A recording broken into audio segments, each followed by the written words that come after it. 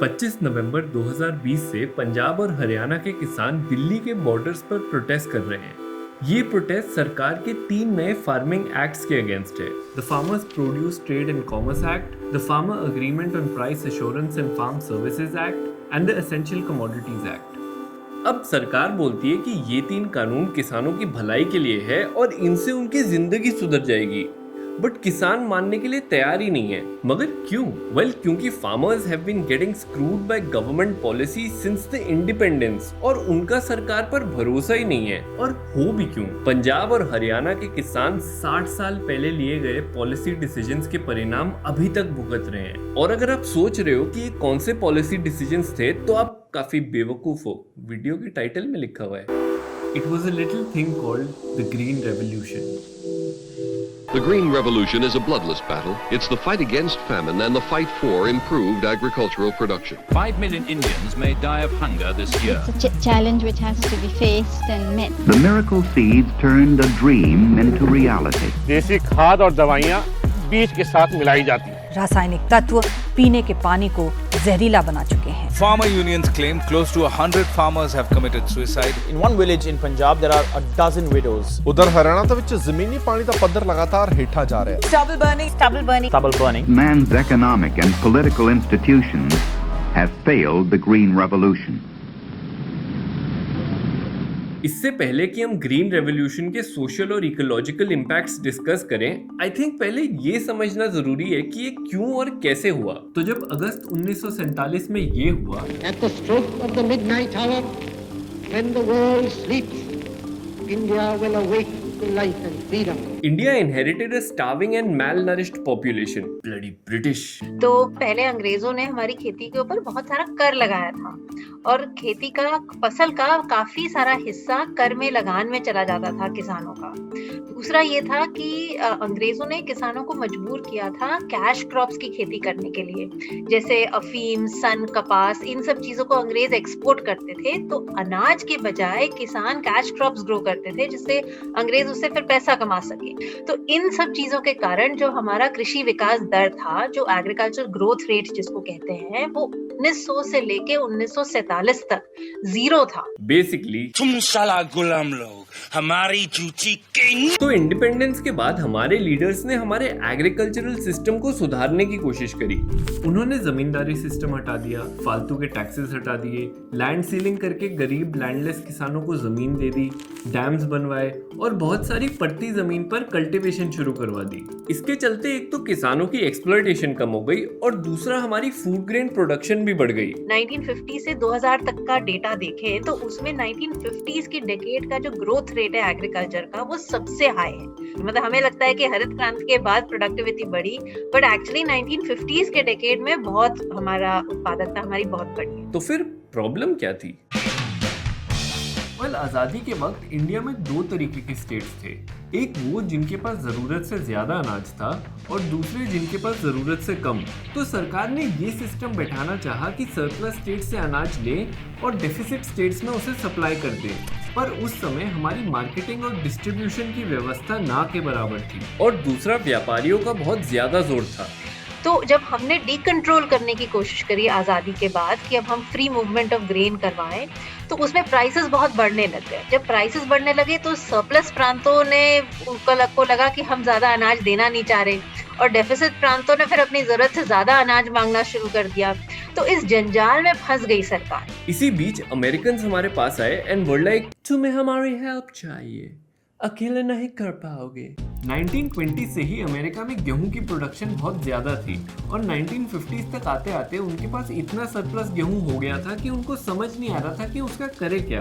तो उन्होंने एक पॉलिसी बनाई जिसका नाम था पब्लिक लॉ 480 या PL 480, जिसके तहत वो अफ्रीका और एशिया के कई देशों के पास गए और उन्होंने कहा कि देखिए, आपको खाने की दिक्कत हो रही है तो क्यों ना हम आपको अनाज दें। तो हमारी सरकार को फिर ये आसान तरीका मिल गया इस जंजाल से निकलने के लिए कि डील ही नहीं करना पड़ेगा, सरप्लस और डेफिसिट स्टेट्स के साथ सीधा बाहर से पोर्ट पे आएगा गेहूं और जहां सप्लाई करना है वो दे दिया जाएगा। अब PL480 फूड एड की खास बात ये थी कि अमेरिका ने ये लिटरली हमको मुफ्त में दिया। वो ऐसे कि वैसे अगर हमको कुछ इंपोर्ट करना होता तो हमको उसकी पेमेंट डॉलर्स में करनी पड़ती, पर नए नए आजाद देश के पास डॉलर्स थे नहीं, और जो थोड़े बहुत थे वो हमें अपनी इंडस्ट्रियलाइजेशन के लिए चाहिए थे। तो अमेरिका ने हमसे बोला कि चलो आप रुपीस में ही पेमेंट कर दो, और ये भी कहा कि ये सारे रुपए वो इंडिया में ही इन्वेस्ट कर देंगे।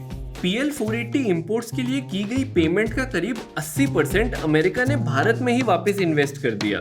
इसमें अमेरिका के दो फायदे थे। पहला ये कि उनको अपने सरप्लस गेहूं के लिए मार्केट मिल गई, नहीं तो वो पूरा बर्बाद जाता, और दूसरा ये कि उस वक्त कोल्ड वॉर चल रही थी और 1949 में माओ त्से-तुंग ने सालों की सिविल वॉर के बाद चाइना को पीपल्स रिपब्लिक ऑफ चाइना घोषित कर दिया था। माओ त्से-तुंग बोलने में काफी मजा आता है, Mao Tse tung, Mao Tse tung, Mao Tse tung. Anyway, the communist took control of China. अब अमेरिका की तो फट गई। उन्होंने सोचा भाई एक एक करके सारी नई इंडिपेंडेंट एशियन कंट्रीज कहीं कम्युनिस्ट ना बन जाए।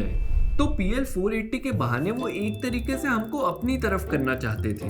वो ऐसे कि उन्हें लगता था कि अगर इंडिया के पॉलिसी मेकर्स को फूड सिक्योरिटी की चिंता नहीं करनी पड़ेगी तो वो इंडस्ट्रियलाइजेशन पे ज्यादा ध्यान देंगे, जिससे इकोनॉमिक ग्रोथ होगी और फिर इंडिया में कम्युनिस्ट रेवोल्यूशन के चांसेस खुद कम हो जाएंगे। इसमें इंडिया को भी बहुत फायदा हो रहा था, ये हमारे लिए ऑलमोस्ट फ्री था। तो हमने सारे PL480 फूड एड को अपने पब्लिक डिस्ट्रीब्यूशन सिस्टम में डाल के शहरों में सप्लाई करना शुरू कर दिया सस्ते में। मेन क्या था, ये खाना वहाँ के इंडस्ट्री के मजदूरों के लिए जा रहा था। उसको फिर क्योंकि आप एक तरीके से सस्ता खाना भी प्रोवाइड कर रहे हो, अनाज प्रोवाइड कर रहे हो, तो फिर आप अपने वेजेस को कम करके रख सकते थे। तो आपका जो वेज कॉस्ट है, वेतन का कॉस्ट है, वो जब आपका कम हो गया तो फिर आप एक तरीके से आसानी से अपना इंडस्ट्रियलाइजेशन कर सकते हो। तो अब हमारे immediate food issues PL480 imports के थ्रू सॉल्व होने लगे। मगर इससे क्या हुआ कि हमने अपने एग्रीकल्चर को थोड़ा इग्नोर करना शुरू कर दिया। जहां फर्स्ट 5 ईयर प्लान के टोटल एक्सपेंडिचर में से 31% एग्रीकल्चर और इरिगेशन में इन्वेस्ट किया गया, वहीं सेकंड और थर्ड प्लान में ये गिर के 20 और 23% हो गया। क्योंकि उस समय की, जैसे मैंने बताई ना धारणा आपको, जो विकास की धारणा थी वो ये थी कि किसान, खेती वेती ये सब बैकवर्ड चीजें हैं, ये सब ट्रेडिशनल रूढ़िवादी जो भी है। अगर किसी देश को आगे बढ़ना है तो उसको ये सब छोड़ छाड़ के इंडस्ट्रियलाइज करना है। तो उसी के ऊपर सारा फोकस रहा हमारे पॉलिसी मेकर्स का। 60s के आते आते हमारी पूरी अर्बन लेबर PL480 पे डिपेंडेंट हो गई थी। हमारी गेहूं की टोटल कंजम्पशन का करीब 22% PL480 इंपोर्ट से आ रहा था, और इस इंपोर्टेड गेहूं की वजह से हमारे डोमेस्टिक गेहूं की डिमांड कम हो गई। अब डिमांड कम हो गई तो उसका दाम भी बढ़ना कम हो गया, तो फिर हमारे किसानों के पास कोई इंसेंटिव ही नहीं था गेहूं उगाने का। इसीलिए PL480 के चलते 1956 से 1966 तक हमारी गेहूं की प्रोडक्शन स्टैग्नेट हो गई। मगर मिड 1960s में 2-3 चीजें एक साथ हुई जिससे सब बदल गया। पहले तो अमेरिका का सरप्लस गेहूं कुछ ज्यादा ही कम हो गया था। उनके सरप्लस व्हीट स्टॉक्स 1961 में 38 मिलियन टन से गिर के 14 मिलियन हो गए 1966 तक। और दूसरा ये कि अप्रैल 1965 में पाकिस्तान और इंडिया के बीच जंग छिड़ गई। तो अमेरिका हमसे और पाकिस्तान से थोड़ा गुस्सा था, क्योंकि वो देख रहा था कि हम फूड एड पे बचाए हुए पैसे डेवलपमेंट और एग्रीकल्चर पे खर्चने के बजाय वॉर पे उड़ा रहे थे।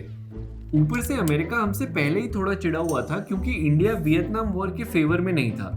तो इस सब को देखते हुए अमेरिका के चंट प्रेसिडेंट लिंडन जॉनसन ने PL480 रोकने की धमकी दे दी और कहा कि अब इंडिया को सिर्फ एक महीने का अनाज भेजा जाएगा। तो हमारी तो फट गई। उस समय ऐसा हो जाता है कि हमारे पास 3-4 महीने की सप्लाई बस बची है PDS में सप्लाई करने के लिए, और अमेरिका ने हाथ अपना पीछे खींच लिया है। तो हमें है कि अब हम कैसे करेंगे।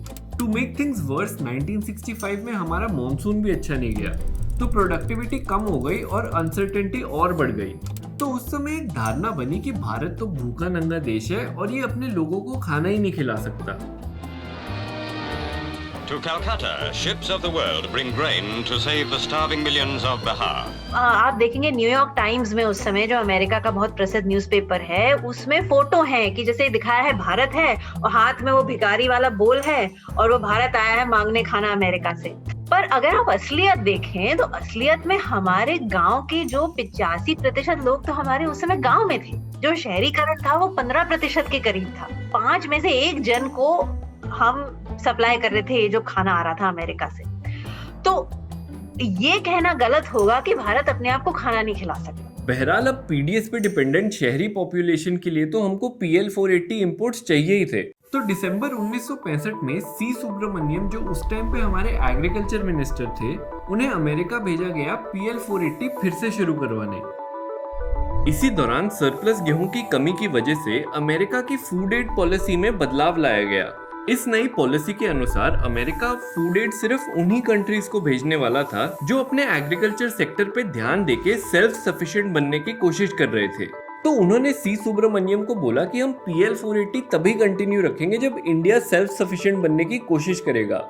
और उन्होंने इस बात पे जोर दिया कि हम अपनी खेती में मॉडर्न फार्मिंग टेक्निक्स जैसे पेस्टिसाइड्स, इरिगेशन, नए बीज और रासायनिक खाद भी इस्तेमाल करना शुरू करें। रासायनिक खाद क्यों हमें प्रयोग करना पड़ेगा? क्योंकि दुनिया में अमेरिका सबसे ज्यादा रासायनिक खाद बना रहा था, तो वो हमको रासायनिक खाद बेचना चाह रहा था। पॉलिटिकल इकोनॉमी उस टाइम का क्या था कि लड़ाई खत्म हो गई थी। अमेरिका और जर्मनी ऊपर लड़ रहे थे। उनकी कंपनियां स्टैंडर्ड ऑयल, IG फार्बर जहर बना रहे थे हिटलर के कंसंट्रेशन कैंप्स के लिए। 2 तरह के केमिकल्स जो हरित क्रांति में आए वो थे केमिकल फर्टिलाइजर्स, और वो ही प्रोसेस से बनते हैं एक्सप्लोसिव्स।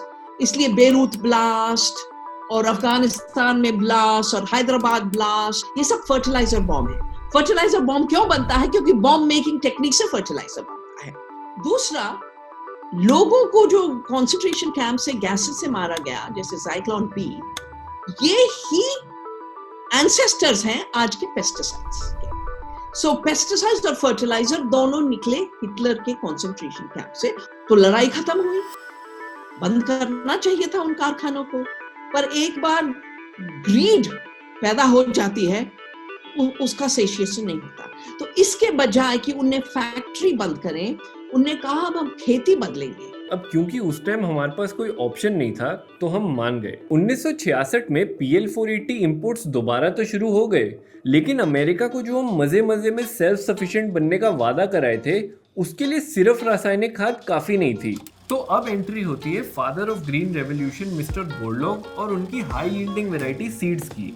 नॉर्मन बोरलॉग ने 1950s में रॉकफेलर फाउंडेशन की मदद से मेक्सिको में गेहूं की हाई यील्डिंग वैरायटी बीज बनाए और वो उसे पूरी दुनिया में फैलाने की कोशिश में लग गए।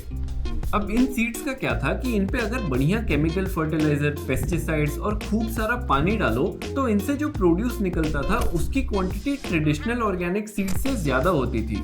अब क्योंकि अमेरिका की शर्तों के हिसाब से हम सेल्फ सफिशिएंट बनने की कोशिश कर रहे थे और अमेरिका हमको रासायनिक खाद की प्रोडक्शन और प्रोक्योरमेंट में मदद भी कर रहा था, तो इंडिया ने 1966 में $2.5 मिलियन खर्च के 18,000 टन गेहूं के high yielding variety seeds Mexico से मंगवाए।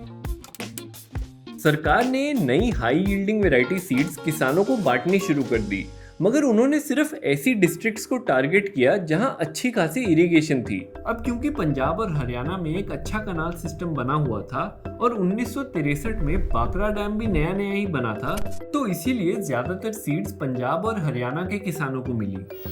Water for long neglected arid lands, for 6 million acres.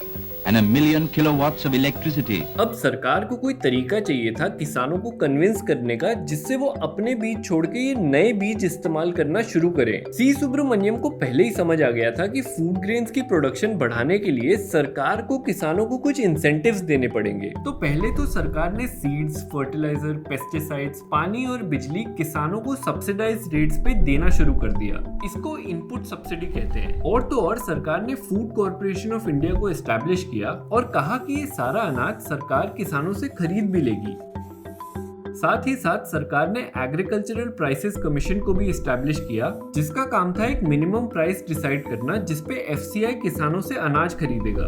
यहाँ जन्म हुआ MSP का। तो ये सरकार ने इनपुट सब्सिडी और आउटपुट गारंटी, ये इन दोनों का जिम्मा लिया। अब ये क्यों जरूरी था? इसलिए जरूरी था क्योंकि किसान को अपनी मिश्रित खेती से ये नई खेती में शिफ्ट करने के लिए एक बहुत बड़ा रिस्क उठाना पड़ रहा था, जोखिम था।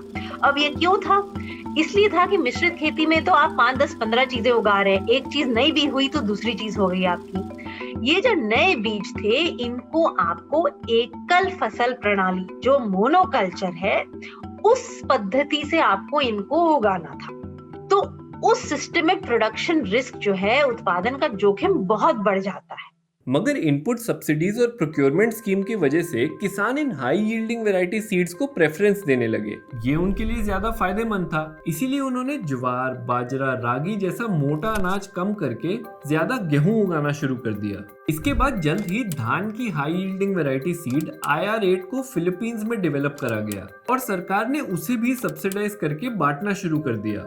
वैसे देखा जाए तो पंजाब और हरियाणा में ज्यादा धान उगाया नहीं जाता था, मगर क्योंकि यहाँ ऑलरेडी एक इरिगेशन का सिस्टम सेट हो गया था, तो इनपुट सब्सिडीज और प्रोक्योरमेंट के चलते यहाँ के किसानों ने धान को भी उगाना शुरू कर दिया। और धीरे धीरे ज्यादातर पंजाब, हरियाणा और वेस्टर्न उत्तर प्रदेश में सिर्फ धान और गेहूं की खेती होने लगी।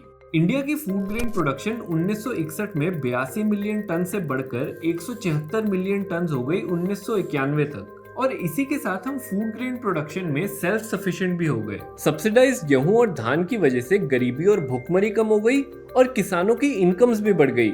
And everyone lived happily ever after.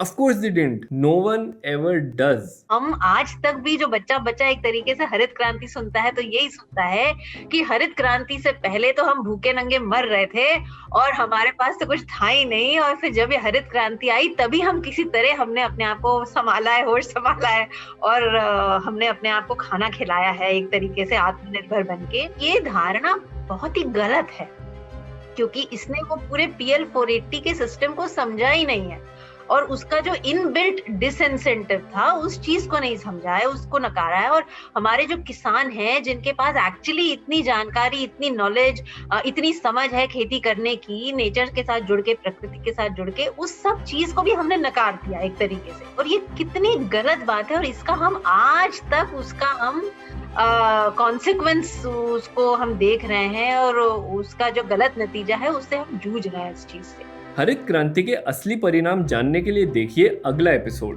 which some scientists are already calling part 2।